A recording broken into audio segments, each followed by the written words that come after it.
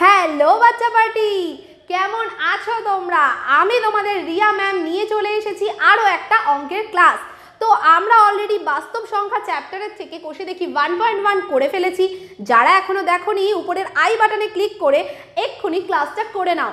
আর আজকে আমরা করতে চলেছি কোষে দেখি 1.2 বাস্তব সংখ্যা চ্যাপ্টারের মধ্যেই একটা ছোট্ট পার্ট অমূলদ সংখ্যা। এই কোষে দেখি 1.2 চ্যাপ্টারের প্রত্যেকটা অঙ্ক আজকে আমি তোমাদেরকে সলিউশন করে দেব। তো তার সাথে থাকবে কনসেপ্ট। তো আজকে আমরা কি কি শিখবো চলো সেটা একবার দেখে নেওয়া যাক। আজকে আমরা শিখবো অমূলদ সংখ্যার ধারণা, সংখ্যা রেখায় অমূলদ সংখ্যা কিভাবে স্থাপন করতে হয় সেটা আজকে তোমরা জানবে। আর কোষে দেখি 1.2। আর আজকের ক্লাসে তোমাদের কি কি নিয়ে বসতে হবে বলো তো? তোমাদের নিতে হবে খাতা, পেন, পেন্সিল, স্কেল, চাঁদা আর কম্পাস। তো এইগুলো নিয়ে কিন্তু বসে পড়ো সবাই। আর তার সাথে বলে রাখি, যারা চ্যানেলে নতুন আছো অবশ্যই চ্যানেলটা আজকেই সাবস্ক্রাইব করে দাও এরকম রেগুলার ভিডিও পাওয়ার জন্য। প্রত্যেকটা ক্লাস আমরা তোমাদেরকে এখানে দিয়ে দেবো। ক্লাস 9, 10 বোথ সব কিছুর ক্লাস তোমরা এখানে পেয়ে যাবে। আর যা যা তোমরা চাইছো কমেন্ট সেকশানে জানাতে থাকবে। আর ক্লাসটা কেমন লাগলো সেটাও কমেন্ট সেকশানে জানিও। তার সাথে যারা দেখছো আজকে এই ক্লাসটা একটা লাইক করতে কিন্তু কেউ ভুলো না। তো চলো এবার শুরু করা যাক আজকের ক্লাস। প্রথমেই আমরা শিখে নেব অমূলদ সংখ্যার ধারণা। আচ্ছা, এটা তো তোমাদেরকে আগের দিনে আমি দেখিয়েছিলাম যে পুরো বক্সটা যদি রিয়েল নাম্বার বা বাস্তব সংখ্যার হয় তার একটা ভাগ থাকে রেশনাল নাম্বার আর একটা ভাগ হয় ইরেশনাল নাম্বার। ইরেশনাল নাম্বারে কে কে রয়েছে দেখো তো, পাই, √10, √2, √3 আর 1.243487 এইভাবে চলছেই। তাহলে এই সংখ্যাগুলোকে কেন অমূলদ সংখ্যা বলা হচ্ছে? তার জন্য আমাদের কি করতে হবে? অমূলদ সংখ্যার যে ডেফিনেশনটা আছে, সংজ্ঞাটা আছে সেটা জানতে হবে। কি আছে বলছে যে সকল সংখ্যাকে p/q আকারে প্রকাশ করা যায় না।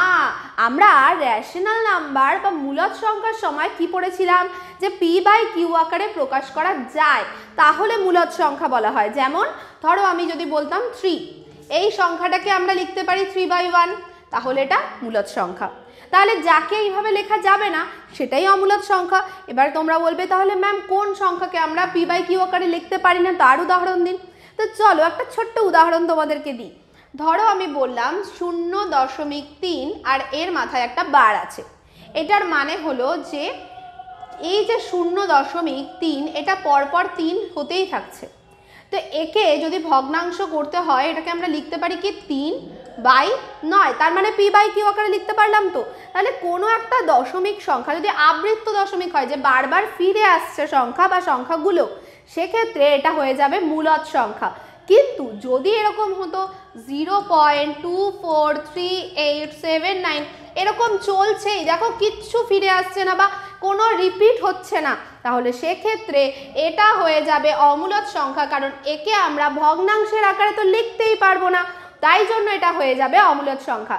এছাড়া আমরা সবাই খুব ব্যবহার করি পাই, পাইও কিন্তু অমূলদ সংখ্যা। কেন তোমরা বলবে ম্যাম পাই কি করে হলো? পাই তো 22/7, এটা তো আমরা লিখতেই পারছি p/q করে। কিন্তু না, 22/7 কিন্তু অ্যাপ্রক্সিমেট ভ্যালু, ওর যে অরিজিনাল ভ্যালুটা 3.14 আর অনেক কিছু চলতে থাকছে সংখ্যা, যার জন্য পাই হলো অমূলদ সংখ্যা। এটা সবাই মাথায় রেখো। একইভাবে √2, √3 এই যে সংখ্যাগুলো যেগুলো রুটের বাইরে আমরা কোনো পূর্ণ সংখ্যা পাচ্ছি না, সেগুলো হয়ে যাবে অমূলদ সংখ্যা। তাহলে আমরা কি পড়লাম? যে সকল সংখ্যাকে p/q আকারে প্রকাশ করা যায় না, যেখানে p এবং q পূর্ণ সংখ্যা এবং q শূন্য নয়, তাদেরকেই বলা হয় অমূলদ সংখ্যা। তাহলে অমূলদ সংখ্যা কাকে বলে আর তার উদাহরণ আশা করি সবার বোঝা গেছে। এবার চলে যাব আমরা পরবর্তী কোশ্চেনে। দেখো কোশ্চেন দেখি 1.2তে এর থেকে কিছু কোশ্চেন রয়েছে এবং সেই কোশ্চেনগুলোই আজকে আমরা আগে সলভ করে নেব। কি কি রয়েছে? ফার্স্ট কোশ্চেন বলছে দুটি মূলদ সংখ্যার, আচ্ছা কি করতে হবে, নিচের বক্তব্যের কোনটি সত্য এবং কোনটি মিথ্যা লিখি। দুটি মূলদ সংখ্যার সমষ্টি সর্বদা মূলদ সংখ্যা হবে। বলো তো এটা সত্যি না মিথ্যে, তোমাদের কি মনে হচ্ছে? তো এটা একেবারেই সত্যি। আমি ট্রি মানে ট্রু আর এফ লিখবো ফলসের জন্য। তাহলে টি লিখলাম মানে কি, এটা একেবারেই সত্যি একটা ঘটনা। দুটো মূলদ সংখ্যাকে যোগ করে সর্বদা একটা মূলদ সংখ্যাই পাওয়া যায়।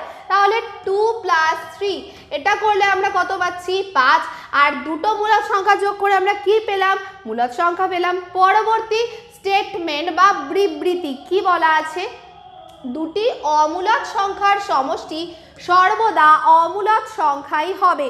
বলো তো এটা সত্যি না মিথ্যা, কি মনে হচ্ছে? নিশ্চয়ই তোমরা মনে মনে অমূলদ সংখ্যা ভাবছো যে √2 প্লাস ধরো √3, এটা করলে তো ম্যাম এটা তো অমূলদই থাকছে, তাহলে তো এটা ঠিকই বলেছে। কিন্তু সর্বদা কি অমূলদ হবে? আমি যদি তোমাদেরকে এরকম একটা উদাহরণ দিই, ধরো একটা সংখ্যা আছে 4 - √2, আর একটা সংখ্যা আছে √2, দুটোই অমূলদ সংখ্যা।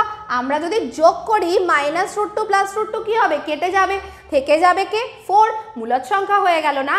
তাহলে দুটো অমূলদ সংখ্যা যোগ করলে যেমন অমূলদ সংখ্যা হতে পারে তেমনি মূলদ সংখ্যাও হতে পারে। তাই জন্য এই যে স্টেটমেন্টটা, এই স্টেটমেন্টটা হয়ে যাবে ফলস বা মিথ্যা, কারণ এখানে সমষ্টি সর্বদা অমূলদ নয়, বাস্তব সংখ্যা হবে। পরবর্তী, দুটি মূলদ সংখ্যার গুণফল সর্বদা মূলদ সংখ্যাই হবে। একদম সত্যি কথা, এটা হয়ে গেল 3 বা ট্রু। তাহলে 2 × 3 করলে কত হয় 6, মূলদ সংখ্যাই হবে, এটা কখনো অমূলদ হতে পারবে না। দুটি অমূলদ সংখ্যার গুণফল সর্বদা মূলদ সংখ্যাই হবে। চলো দুটো অমূলদ সংখ্যা নেওয়া যাক। ধরো √2 × √2, এই √2 আর √2 গুণ করলে কি হয় 2 হয়। যদি আমি বলি √2 × √3 করলে কি হয় √6 হয়। তো আমরা দেখলাম দুটো অমূলদ সংখ্যার গুণফল যেমন মূলদ সংখ্যাও হতে পারে আবার অমূলদ সংখ্যাও হতে পারে। এখানে বলেছে মূলদ হবে, তাহলে এটা ফলস হয়ে গেল, এটা হচ্ছে ফলস। এই প্রশ্নটা এটা যদি অমূলদও বলতো তাহলেও কিন্তু ফলস হতো, কারণ কি দুটোই হতে পারে মানে বাস্তব সংখ্যা। যদি এখানে মূলদ সংখ্যার জায়গায় বাস্তব সংখ্যা থাকতো তাহলে এটা ঠিক হতো। প্রতিটি মূলদ সংখ্যাই বাস্তব সংখ্যা, এটা তো তোমরা ছবি দেখেই বুঝে গেছো। কি বলেছি, ধরো এই পুরোটা হচ্ছে বাস্তব সংখ্যা, পুরোটা বাস্তব সংখ্যা, তার একটা ভাগ হচ্ছে মূলদ সংখ্যা আর একটা ভাগ হচ্ছে অমূলদ সংখ্যা। তাহলে আমরা বলতে পারি তো যে প্রতিটি মূলদ সংখ্যাই বাস্তব সংখ্যা, পুরো মূলদ সংখ্যাটাই দেখো বাস্তবের মধ্যে আছে, তাহলে এটা একদম সত্যি। কিন্তু আমরা কি বলতে পারবো প্রতিটি বাস্তব সংখ্যাই অমূলদ সংখ্যা? ধরো 2, এটা কি একটা বাস্তব সংখ্যা, কিন্তু এটা কি অমূলদ সংখ্যা না, তার মানে এটা হয়ে গেল ফলস বা মিথ্যা। এইভাবে আমরা পুরো সত্যি মিথ্যাটা কমপ্লিট করে ফেললাম। আশা করি তোমাদের ক্লাসটা বোঝা যাচ্ছে, এবং আজকের ক্লাসটা তোমরা যদি পুরোটা করো তাহলে এটুকু বলতে পারি 1.2-তে তোমাদের আর কোনো সমস্যা থাকবে না, একেবারে পরীক্ষার জন্যই তোমাদের প্রিপারেশন কমপ্লিট হয়ে যাবে। তো চলো পরবর্তী প্রশ্নটা দেখে নেওয়া যাক। চলো পরবর্তী প্রশ্নে কি আছে, নাম্বার 2, অমূলদ সংখ্যা বলতে কি বুঝি? 4টে অমূলদ সংখ্যা লিখি। অলরেডি এর উত্তর আমি তোমাদের দেখিয়ে দিয়েছি, এই হচ্ছে উত্তর, এক্সাম্পলও দেখিয়ে দিয়েছি। এই ছবিটা মনে রাখবে, দেখো 4টে এক্সাম্পল তো পেয়েই যাবে। তো এটা আমাদের হয়ে গেল। নেক্সট রয়েছে কি, নিচের সংখ্যাগুলির মধ্যে কোনটি মূলদ ও কোনটি অমূলদ সংখ্যা লিখি। আচ্ছা, কোনটি মূলদ আর কোনটি অমূলদ সংখ্যাটা লিখতে দিয়েছে। মূলদ সংখ্যা মানে রেশনাল নাম্বার, তো আমরা মূলদের জন্য আর লিখব আর অমূলদের জন্য ইরেশনাল নাম্বার, তাই আই লিখব। ঠিক আছে, তাহলে মূলদের জন্য আমরা কি লিখব আর লিখব, অমূলদের জন্য আই লিখব। নাম্বার 1 কে আছে √9। আচ্ছা, √9 এর ভ্যালু কত বলো তো? কোন সংখ্যাকে দুবার গুণ করলে 9 আসে? 3 × 9, তাহলে √9 এর ভ্যালু কত 3। তাহলে যদি 3 হয়, 3কে আমরা 3/1 লিখতে পারি, তো এটা কি সংখ্যা? মূলদ সংখ্যা। তাহলে এটা হয়ে যাবে আর বা মূলদ সংখ্যা। আর কাকে দিলাম? মূলদ সংখ্যার জন্য তোমরা খাতায় মূলদ সংখ্যা হিসাবেই লিখে রাখবে। পরবর্তী নাম্বার 2 কি আছে, √225। 15 সংখ্যাটাকে দুবার গুণ করলে 225 হয়, তাহলে √225 কত? 15, এটাও মূলদ সংখ্যা। √7, দেখো √7-এ কিন্তু আমরা বাইরে কিছু বের করতে পারছি না, তো এটা হয়ে যাবে অমূলদ সংখ্যা বা ইরেশনাল নাম্বার। নাম্বার 4 কে আছে √50। একইভাবে আমরা √50-ও দেখো কিচ্ছু বাইরে বার করতে পারি না, তো এটাও হয়ে গেল ইরাশনাল নাম্বার বা অমূলদ সংখ্যা। নাম্বার 5 কি আছে? √100। √100 কতকে দুবার গুণ করলে বলো তো 100 হয়? 10কে। তাহলে এটাও হয়ে গেল মূলদ সংখ্যা বা রেশনাল নাম্বার। নেক্সট চলে আসছি আমি 6 নাম্বার, -√81 -√81 মানে কত? 9। তাহলে এটাও হয়ে গেল মূলদ সংখ্যা, কারণ মূলদ সংখ্যা প্লাস মাইনাস দুটোই হতে পারে। আচ্ছা, নেক্সট চলে আসছি আমি 7 নম্বর কোশ্চেনে। √42 এটা একটা অমূলদ সংখ্যা, কারণ রুটের বাইরে আমরা কাউকে বার করতে পারছি না। পরবর্তী প্রশ্ন কি আছে? 8 নাম্বার প্রশ্ন, √29 একই কারণে এটাও হয়ে গেল ইরাশনাল নাম্বার বা অমূলদ সংখ্যা। নেক্সট কি আছে? নাম্বার 9। নাম্বার 9-এ বলছে -√1000 1000-এরও রুটের বাইরে আমরা কিছু পাই না, তার মানে এটাও হয়ে গেল ইরাশনাল নাম্বার। দেখো প্রত্যেকটা নাম্বার আমরা মূলদ অমূলদ করে লিখে দিয়েছি তোমাদেরকে, যেমনটা বলেছিলাম। কোষে দেখি 1.2 এর একটা কোশ্চেনও বাদ পড়বে না, সব কটার আনসার তোমাদের সামনে চলে আসবে আর কনসেপ্টটাও তোমরা বুঝতে পারবে। তো এইভাবেই পুরো ভিডিওটা দেখতে থাকো। চলো এইটুকু কমপ্লিট, পরে যাই। পরের কনসেপ্ট কি আছে? সংখ্যা রেখায় অমূলদ সংখ্যা স্থাপন। তো এখান থেকে কোষে দেখির কিছু প্রশ্নও আছে, সেগুলো তো আমরা করবই। তবে সংখ্যা রেখায় অমূলদ সংখ্যা স্থাপনের আগে আমাদেরকে যেটা শিখতে হবে সেটা হচ্ছে পিথাগোরাসের উপপাদ্য। কি বললাম? পিথাগোরাসের উপপাদ্য। পিথাগোরাসের উপপাদ্য। তো এই পিথাগোরাসের উপপাদ্যটা কি সেটা আগে আমরা জানি। এটা হচ্ছে, ধরো আমি যদি বলি একটা সমকোণী ত্রিভুজ আছে, ঠিক আছে? সমকোণী ত্রিভুজ আছে, ধরো এটা একটা সমকোণী ত্রিভুজ। কি নাম দিলাম? A B C. সমকোণ মানে কি? 90 ডিগ্রি কোণ। তো এই এ বি সি কোণটা ধরে নিলাম 90 ডিগ্রি, ঠিক আছে? তো এখানে এই যে বিসি বাহুটা এটাকে বলা হয় এর ভূমি, আর এই যে এবি বাহুটা একে বলা হয় এর লম্ব, আর এসি হলো অতিভুজ। পিথাগোরাসের উপপাদ্য অনুযায়ী এবি স্কোয়ার যোগ বিসি স্কোয়ার সমান সমান এসি স্কোয়ার হয়, মানে লম্ব স্কোয়ার প্লাস ভূমি স্কোয়ার সমান সমান অতিভুজ স্কোয়ার হয়। এটা সবাই খাতায় নোট ডাউন করে নাও, কারণ এই যে চ্যাপ্টারটা করতে গিয়ে এটা তোমাদের কাজে লাগবে। সবাই খাতায় নোট ডাউন করো। তো চলো এবার আমরা √2 সংখ্যাটাকে সংখ্যা রেখায় কিভাবে স্থাপন করতে হয় সেটা দেখে নিই। তো তার জন্য আমাদের কি কি লাগবে? আমাদের করতে হবে সংখ্যা রেখা অঙ্কন। তো চলো আমার সাথে সাথে তোমরাও খাতা আর পেন্সিল নিয়ে রেডি হয়ে যাও। তো প্রথম কাজ হলো কি, যে সংখ্যা রেখা অঙ্কন করা। তো তার জন্য আমাদের কি কি লাগবে? আমাদের লাগবে কি? পেন, স্কেল আর পেন্সিল। তোমরা স্কেল দিয়ে আঁকবে, আমি এখানে তোমাদের জন্য ড্র করে দিচ্ছি। এই ধরো একটা সংখ্যা রেখা, আমি একটা সংখ্যা রেখা এখানে এঁকে নিলাম। ওকে, এবার এই সংখ্যা রেখাটিকে আমাদের কি করতে হবে? ভাগ করতে হবে। যেমন ধরো এটা নিলাম আমি 0, সমান ব্যবধানে কয়েকটা ভাগ করে নাও। দাগ কেটে নিলাম সমান ব্যবধানে। তোমরা কিন্তু স্কেল দিয়ে মেপে করবে, তাহলে স্কেল দিয়ে মেপে 1 করে ধাপ নিয়ে, তাহলে 1 2 3 4, এদিকে হচ্ছে -1 -2 -3, এইভাবে আমরা লিখে নিলাম। এবার আমাদের কাজ কি? দেখো আমাদের করতে হবে √2কে স্থাপন, √2কে। তো √2কে আমরা কিভাবে লিখতে পারি? আমরা একটু আগেই পিথাগোরাসের উপপাদ্য করলাম না? পিথাগোরাসের উপপাদ্য অনুযায়ী অতিভুজের স্কোয়ার সমান সমান √ওভার লম্ব স্কোয়ার যোগ ভূমি স্কোয়ার। তো আমরা বলতে পারি তো যে অতিভুজ মানে কি? অতিভুজ মানে √ওভার লম্ব স্কোয়ার প্লাস ভূমি স্কোয়ার, তাই তো? আমরা শিখেছি কি অতিভুজ স্কোয়ার সমান সমান লম্ব স্কোয়ার যোগ ভূমি স্কোয়ার, তাহলে অতিভুজ মানে √ওভার লম্ব স্কোয়ার যোগ ভূমি স্কোয়ার।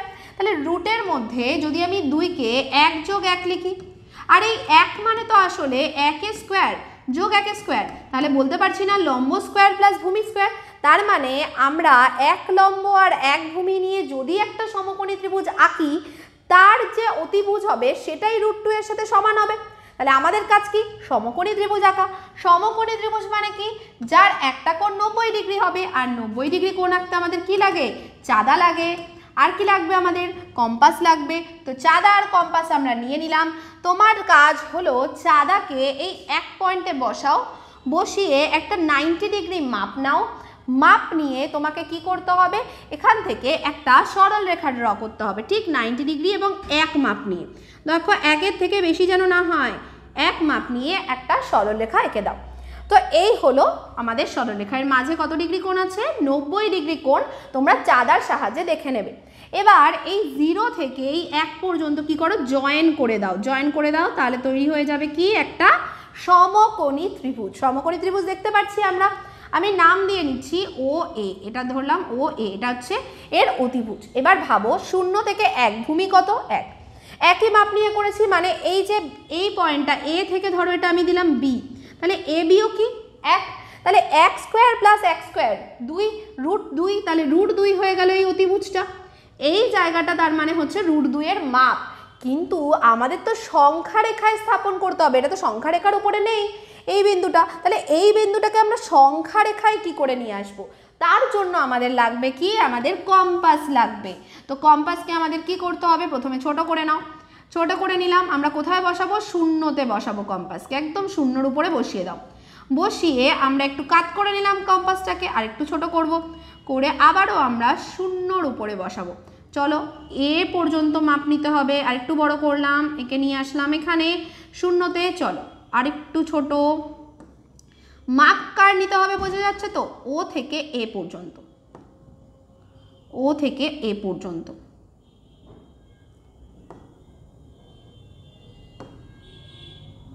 চলো এই হচ্ছে আমরা নিয়ে নিলাম, ঠিক আছে।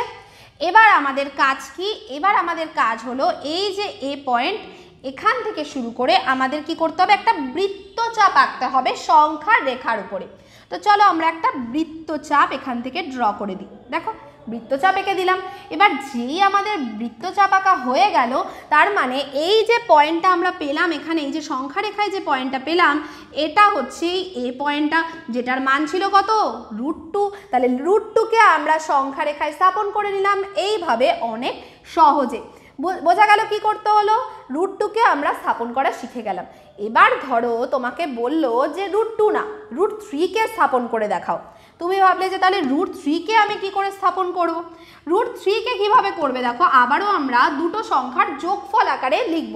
ধরো লিখলাম 2 + 1, শুধু সংখ্যা লিখলে তো হবে না, স্কোয়ার লিখতে হবে। তাহলে 2 মানে কার স্কোয়ার, 2 মানে হলো √2 এর স্কোয়ার, আর 1 মানে হলো 1 এর স্কোয়ার। তাহলে √2কে আমাকে ভূমি রাখতে হবে আর 1কে রাখতে হবে লম্ব। √2 তো আমরা অলরেডি পেয়ে গেছি, তাহলে √2কে ভূমি করে 1 লম্ব করতে হবে, মানে এখান থেকে আমাদের একটা চাঁদার সাহায্যে 1 মাপ নিয়ে 90 ডিগ্রি কাটতে হবে। দেখো আমি এখানে একটা 90 ডিগ্রি নিয়ে নিচ্ছি 1 মাপের। সেখান থেকে আমরা কি করব, 0 থেকে যোগ করে দেব, যোগ করলে আমরা কি পেয়ে গেলাম, এটাও পেয়ে গেলাম √3 এর ভ্যালু। তাহলে ও বি, এটা নাম দিলাম বি, ও বি কি √3। এবার এই ও বি যে মাপ নিয়ে আমরা কি করব, কম্পাসের সাহায্যে ও বি মাপ নিয়ে এখানে একটা বৃত্তচাপ আঁকবো। এই যে বৃত্তচাপটা আঁকবো, যেখানে এসে মিট করবে, এখানে যদি আমি কম্পাসের মাপ নিলাম না, তাই 2 এর উপরে এসছে, নয়তো আসবে না, তো যেখানে এসে সংখ্যা রেখায় মিট করবে সেই পয়েন্টটা হয়ে যাবে √3। বোঝা গেল কিভাবে করতে হবে। এবার ঝটপট নিজেদের খাতাতেও কিন্তু এর সাথে সাথে করতে থাকো। এবার আমরা চলে যাব কোষে দেখিতে। চলো দেখা যাক কোষে দেখিতে কি আছে, কোষে দেখিতে কি আছে দেখে নেওয়া যাক। প্রথম সংখ্যা রেখায় √5 স্থাপন করি, সংখ্যা রেখায় √3 স্থাপন করি। √3 অলরেডি আমরা স্থাপন করা শিখে গেছি। এবার আমরা করব √5। দেখো এখানেও যেটা আছে এখানেও সেটা আছে, তাহলে একবারে আমরা যদি 6 নাম্বার কোশ্চেনটা করে ফেলি, তাহলে 4 নাম্বারটা তো করা হয়েই যাবে। 6 নাম্বারে কি বলেছে, একই সরল রেখায় √5, √6, √7, -√6, -√8 আর -√11 স্থাপন করতে একটাই সরল রেখার মধ্যে। আচ্ছা এটা যদি আমরা স্থাপন করতে যাই, প্রথম আমাদের কি আসছে, √5 আসছে। তাহলে প্রথম আমাদের শিখতে হবে কি, যে √5কে আমরা সংখ্যা রেখায় কিভাবে স্থাপন করব। তো চলো দেখে নেওয়া যাক। আমরা ফিরে যাই আমাদের সংখ্যা রেখায়। এই হচ্ছে আমাদের সংখ্যা রেখা ছিল। চলো আমরা একটু আগে চলে যাই, যেখানে আমরা শুধু সংখ্যা রেখাটা পেয়েছিলাম। চলো এটা আমি ডিলিট করে নিচ্ছি। এবার আমার দরকার কি, সংখ্যা রেখা। তো প্রথমে একটা সংখ্যা রেখা ড্র করে নিচ্ছি। চলো একটা সংখ্যা রেখা, বড় করে সংখ্যা রেখা নিয়ে নিলাম, অনেকগুলো আমাদের মান এখানে দিতে হবে। এবার কি কয়েকটা ভাগ নিয়ে নিচ্ছি, ধরো এখানে হচ্ছে 0, 1, সব সমান মাপের নেবে, তোমরা স্কেল দিয়ে নেবে, 3, 4, 5, 6 এরকম চলবে। এদিকেও সেম, 1, -1, -2, -3, -4, -5, -6 এটা আমরা নিয়ে নিলাম। এবার আমাদের কাজ কি, প্রথম কি করতে হবে, প্রথম হচ্ছে আমাদের √5 কে নিতে হবে। √5 একটা জিনিস আমাকে বলো, √4 এর ভ্যালু কত? 2। √9 এর ভ্যালু কত? 3। এই √5টা √4 আর √9 এর মাঝে আছে না, তার মানে নিশ্চয়ই এটা 2 আর 3 এর মাঝে থাকবে, এটুকু বোঝা গেল। এবার √5 কে আমরা কিভাবে ভাঙাবো? √5 কে আমরা বলতে পারি তো √4 + 1। আবার যদি আমাদের স্কোয়ার করতে হয়, 4 মানে কার স্কোয়ার? 2 এর স্কোয়ার, 1 মানে 1 এর স্কোয়ার, তার মানে আমরা ভূমি নেব 2 আর লম্ব নেব 1। এরকমভাবে আমরা যদি সমকোণী ত্রিভুজ আঁকতে পারি, তার যে অতিভুজ হবে সেটাই হবে √5। তাহলে খুব সোজা, আমরা 2 নিয়ে নিলাম, 0 থেকে 2। এখান থেকে আমরা একটা কি করব, লম্ব টানবো। কার সাহায্যে টানবো? আমরা কার সাহায্যে? চাঁদার সাহায্যে একটা লম্ব টানবো। কত মাপের টানবো? 1 মাপ নিয়ে টানবো। তারপরে এই দুটো আমরা যোগ করে দেব। এই দুটো যেই আমরা যোগ করে দিলাম, এটা কি তৈরি হলো? এটা তৈরি হলো √5। এটা তৈরি হলো √5। এদিকে 2 ছিল, এদিকে 1 ছিল। এবার এই √5 কে আমাদের যদি সংখ্যা রেখায় বসাতে হয়, আমাদের কি লাগবে? লাগবে আমাদের কম্পাস। তো চলো আমরা কম্পাস নিয়ে নিয়েছি। কম্পাসকে আমরা কি করব, বসিয়ে নেব। আচ্ছা, একটা এক্সট্রা কম্পাস নেওয়া হয়ে গেছে, এটাকে আমরা সরিয়ে দিলাম। একে আমরা নিয়ে চলে আসবো 0-তে। ভালো কথা, পুরো কম্পাসটাকে ঘুরিয়ে নাও, তারপরে ছোট করে নাও কম্পাসটাকে। তো ছোট করার সময় আবার আমরা এখান থেকে 0 থেকে সরে গেছি, চলো 0-তে নিয়ে যাওয়া যাক। এবার আমরা এটাকে আরো একটু নামাচ্ছি, আরো ছোট করতে হবে। তো আমরা আবার 0-তে নিয়ে চলে গেলাম, একটু বড়। চলো এই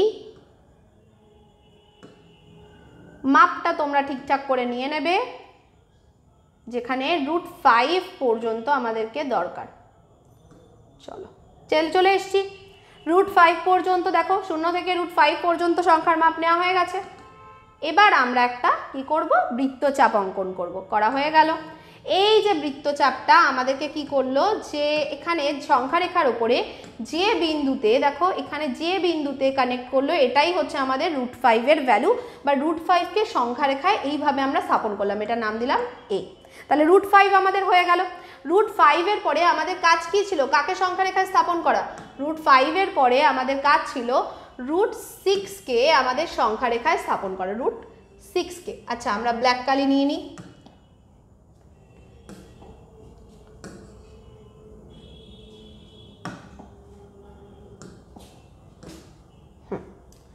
√6 কে আমরা এখানে স্থাপন করব। √6 তাহলে কি করে পাবো বলো তো? √6 কি করে পাবো? ধরো আমি নিলাম √5, 5 + 1। 5 মানে কি? √5 এর স্কোয়ার প্লাস 1 এর স্কোয়ার, তার মানে √5 ভূমি আর 1 লম্ব নিয়ে আমাদের একটা কি করতে হবে, সমকোণী ত্রিভুজ আঁকতে হবে। সমকোণী ত্রিভুজ আঁকার জন্য আমরা কি করব, এই √5 থেকে আমরা একটা লম্ব টানবো। এরকম ভাবে একটা লম্ব টানলাম, কত নিয়ে? 1 মাপ নিয়ে। এখান থেকে আমরা একটা লম্ব টেনে নিলাম। যেই আমাদের লম্ব টানা হয়ে গেল, এবার হচ্ছে কি সমকোণী ত্রিভুজটা কমপ্লিট করার পালা। চলো এখান থেকে সমকোণী ত্রিভুজটা শেষ করে দাও, বন্ধ করে দাও। এই যে পয়েন্টটা পেলাম, এখান থেকে আমাদের কি করতে হবে, আবার মাপ নিতে হবে ও থেকে এই √6 পর্যন্ত। এটা তো এখন √6 হয়ে গেছে, তাহলে এই হচ্ছে আমাদের মাপ নিতে হবে ও থেকে √6 পর্যন্ত। এইভাবে আমরা কম্পাসটাকে ঘুরিয়ে নেব। কম্পাসটার এই পয়েন্টটা থাকবে ওতে, এটাকে একটু ছোট করতে হবে।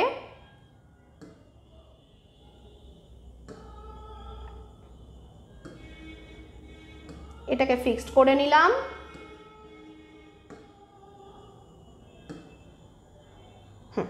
মাপ নিয়ে নিয়েছি। এবার আমরা কি করব, এটাকে একটা বৃত্তচাপ অঙ্কন করব। তো এই হয়ে গেল আমাদের √6। বৃত্তচাপটা কিন্তু এখান থেকে শেষ করবে না, এটাকে জাস্ট কম্পাসটাকে ঘুরিয়ে নাও, ঘুরিয়ে ওই একই মাপ নিয়ে এই বৃত্তচাপটাকে কমপ্লিট করে দাও। দেখো আমরা কমপ্লিট করে দিলাম। বৃত্তচাপটা কেন কমপ্লিট করলাম, এটা যদি √6 হয়, আমাদের আরেকটা মাপ বলেছিল না -√6 বের করতে কষে দেখিতে, তো সেই -√6টাই আমরা কি করছি, বার করছি। -√6টাই আমরা বের করার জন্য এখানে নিলাম। তাহলে এই পয়েন্টটা হয়ে গেল -√6 আর এই পয়েন্টটা হলো আমাদের +√6। ঠিক আছে, তাহলে +√6ও পেয়ে গেলাম আর -√6ও পেয়ে গেলাম। ওকে, তো কি পেলাম, এটা হচ্ছে আমাদের, চলো অন্য কালার দিয়ে আমি দেখিয়ে দিচ্ছি, রেড কালার নিয়ে নিচ্ছি। এটা হয়ে গেল আমাদের +√6 আর এটা হয়ে গেল আমাদের -√6। এবার আমাদের নেক্সট কি লাগবে, নেক্সট লাগবে √8। তারপরে কি ছিল আমাদের ছিল √8। √8 তাহলে কি করে করব, √8 ছিল, আচ্ছা √8 এর আগে আমাদের ছিল √7। ঠিক একইভাবে √5 থেকে যেমন √6-এ আসলাম, √7-এ কি করে যাব, √7-এ যাব কি করে বলো, √6 + 1 আমাদের দরকার √7। √6 + 1 মানে হচ্ছে √6 whole square plus 1 square. √6 already আমরা পেয়ে গেছি। √6-এর এখান থেকে আমাদের আরেকটা লম্ব টানতে হবে, এটা তো আমরা √6 করেছি, এখান থেকে আরেকটা লম্ব, কত মাপ নিয়ে, 1 মাপ নিয়ে, আবার এই দুটো জয়েন করব, সমকোণী ত্রিভুজ হলো। তারপরে আবার আমরা কি করব, কম্পাস বসাবো, কম্পাস বসিয়ে আমরা এখানে কি করব, একটা বৃত্তচাপ কাটবো। আমি আর করলাম না, তোমরা এবার কম্পাস দিয়ে এটা করে নেবে। যে পয়েন্টটা পাবে সেই পয়েন্টটাই হয়ে গেল √7। আশা করি সবার বোঝা গেছে। এখান থেকে আমরা পেয়ে গেলাম √7। তাহলে √5, √6, √7, -√6 এই অবধি আমাদের কমপ্লিট। এবার আমাদের আছে কি -√8। তাহলে -√8 আমরা কি করে করব, কি আছে আমাদের প্রয়োজন আর দুটো, একটা হচ্ছে -√8 আর একটা হচ্ছে -√11। তাহলে -√8 এর জন্য আমরা কি করতে পারি, প্রথমত এটা কোথায় পড়বে বলো তো, √9 মানে 3 আর √4 মানে 2, তার মানে 2 আর 3-এর মাঝখানে পড়বে এই -√8। -√8 এর জন্য আমরা -√7 যখন করেছিলাম, সেই একই কম্পাস নিয়ে আমরা যদি এখানেও একটা বৃত্তচাপ করতাম, -√7 পেয়ে যেতাম না। তাহলে সেখান থেকে আমরা কি করতাম, -√7 পেয়ে গেছিলাম, এখান থেকে 1 মাপ নিয়ে একটা কি করব, যে সমকোণী ত্রিভুজ অঙ্কন করব। সেখান থেকে আমরা কি করব, কম্পাস বসিয়ে -√8 কেটে নেব, হয়ে যেত আমাদের -√8, √7 + 1 করে। এবার আসছি -√11। দেখো 7 আর এগুলো তো পরপর ছিল, সুবিধা ছিল। এখানে আবার 9, 10 গ্যাপ দিয়ে তারপরে 11 আছে, তাহলে 11টা কি করে করব বলো তো, আচ্ছা 3-এর -√9 থাকলে মানে 3, তাহলে 3-এর পরে হবে, এইটুকু বোঝা যাচ্ছে 3 থেকে 4-এর মাঝে হবে। তো কিভাবে আমরা ভাঙলে এটা করতে পারি, আমাদের দরকার তাহলে কি,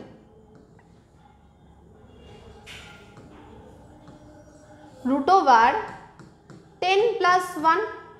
এটার জন্য আমাদের কি লাগবে, √10 এর স্কোয়ার করতে হবে, √10 তার স্কোয়ার, √10 তার স্কোয়ারে আমরা কি করে যাব, √8 করেছি, একইভাবে আমরা √9-এ যেতে পারবো, তারপরে 10-এ যেতে হবে। আচ্ছা √10 + 1 ছাড়া কি আর কিছু করা যেতে পারে বলো তো, তোমাদের কীরকম বুদ্ধি আছে দেখি, √10 + 1 ছাড়া আমরা কি আর কিছু করে উঠতে পারবো? তো বাচ্চারা কি মনে হচ্ছে কিভাবে করা যেতে পারে? দেখো এখানে তো আমার √10 দরকার, তো √10টা তোমরা বের করে নাও। √10 মানে হলো √9 + 1 মানে √3-এর স্কোয়ার প্লাস 1-এর স্কোয়ার। তো 3 তো আমরা জানি, এখান থেকে আমরা কি করব, একটা লম্ব টানবো, 3 থেকে কত মাপের টানবো, 1 মাপের নিয়ে টানবো। আর তার সাথে আমরা কি করব, অ্যাড করে দেবো সমকোণী ত্রিভুজ। তো এই যে সংখ্যাটা পেলাম, ধরো আমি লিখলাম এটা OE, এই OEটা হলো √10। তো আমরা যখন কম্পাস দিয়ে OE ব্যাসার্ধ নিয়ে বৃত্তচাপ আঁকবো, তখন যেমন এদিকে টানবো, তেমনি একই বৃত্তচাপ নিয়ে আমরা কি করব, এই সাইডেও টানবো, যাতে আমরা বুঝতে পারি -√10 কোথায় আছে। তাহলে -√10 আমরা যেই পেয়ে যাব, আমরা কি করব, -√10-এর হোল স্কোয়ার প্লাস এখানে 1-এর হোল স্কোয়ার, মানে এখানে একটা লম্ব টানবো যেটা কিনা 1 মাপ নিয়ে। তারপরে কি করব, ওখান থেকে আমরা বা এখান থেকে তোমরা ডাইরেক্টলি ধরো √10 পেয়ে গেলে, তো √10-এর পরে এখান থেকে একটা 1 মাপ নাও, এখান থেকে, এইটা তো √10 পেয়েছো, 1 মাপ নাও, মাপ নিয়ে এখান থেকে একটা সমকোণী ত্রিভুজ করে দাও। তাহলে এখানে √10, এখানে 1, √10 স্কোয়ার প্লাস 1 স্কোয়ার কী হবে √11। তো একবারে তোমরা বৃত্তচাপ টেনে দাও, এটার বৃত্তচাপটা এখান থেকে এই মাপটা নিয়ে টেনে দাও, সেম বৃত্তচাপটা এদিকে এসে টেনে দাও, ডাইরেক্টলি পেয়ে যাবে তোমরা কি -√11। তাহলে কি করবে, প্লাসের দিকে করে তারপরে এইদিকে নিয়ে কেটে দেবে, বৃত্তচাপ কেটে দেবে, তাহলেই আনসার পেরিয়ে যাবে -√11। এইভাবে কিন্তু তোমরা সহজেই এগুলো করে নিতে পারো সংখ্যা রেখায় স্থাপন। আশা করি সবার বোঝা গেছে। এরপরেও তোমাদের যদি কোনো কোয়ারি থেকে থাকে অবশ্যই কমেন্ট সেকশনে জানিও, দরকার হলে তোমাদের জন্য আরও একটা ক্লাস আমি এক্সট্রা এর জন্য নিয়ে নেব। তো এই ছিল কোষে দেখি 1.2। তাহলে তোমাদের এই ক্লাসগুলো কেমন লাগছে সেটা কিন্তু তোমরা জানাতে ভুলো না। আমরা কোষে দেখি 1.1, কোষে দেখি 1.2 কমপ্লিট করে ফেলেছি। যাদের ভালো লাগছে লাইক করে দিও, কমেন্ট করে দিও, আর সবাই ভীষণ ভীষণ ভালো থেকো। আজকে এই পর্যন্তই শেষ করছি, পরের দিন দেখা হচ্ছে আরও একটা নতুন ক্লাস নিয়ে। Thank you.